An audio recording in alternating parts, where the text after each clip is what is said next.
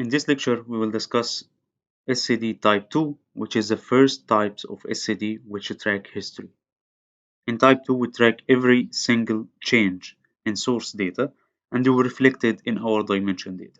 And in order for our BI team or our analytics team to do reporting and do analysis in our dimension data, we need a flag or we need some sort of mechanism to indicate history or old data and to indicate the new or latest data for our dimension table.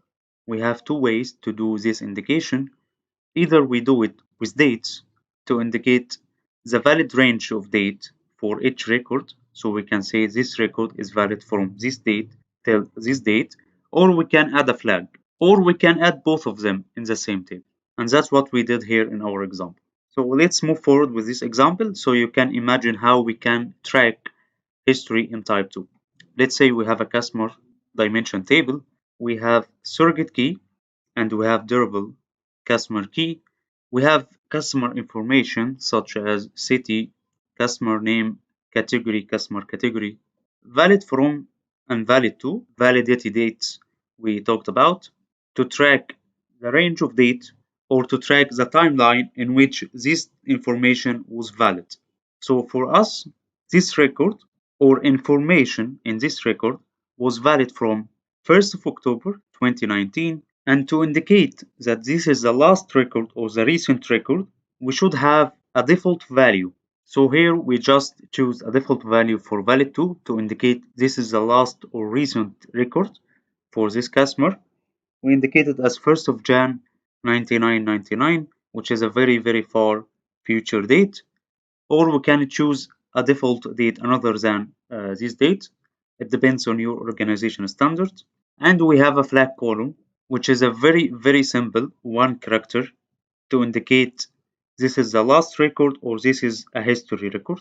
This flag accepts two values, 1 or 0 or y or n, for yes or no or true or false. Now let's assume we received a new data for this customer. How we are going to map the change for this new data in our dimension? Let's say we have two values changed from source system, resident city has changed and customer category has changed. So we will insert a new record in the dimension table with a new surrogate key and the same durable key and the new value for the city and the same customer name if it's not changed. We will insert the new value for the category, and now in valid from we will insert the current date, or to be more specific, the date in which this data got updated in the source system. So let's assume data got updated 15th of December 2019. Now the first record is not the last or recent record anymore, and information in the first record was valid up to 14th of December 2019. So we will update valid to for the last record and we will make it 14th of December 2019.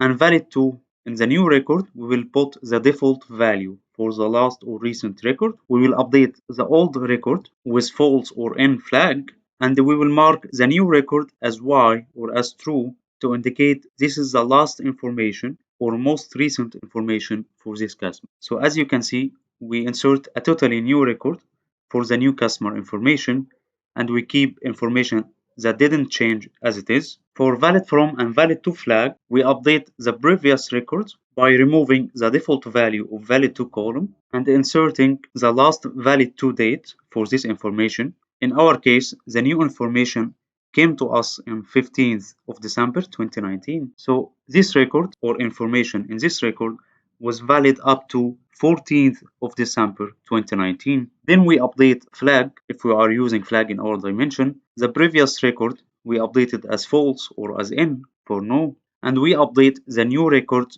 with y or true, depends on what you are using. You are using 1 or 0 or you are using y or n, and we put the default value for valid to column. In case we received a new data for this customer, we will do the same procedure.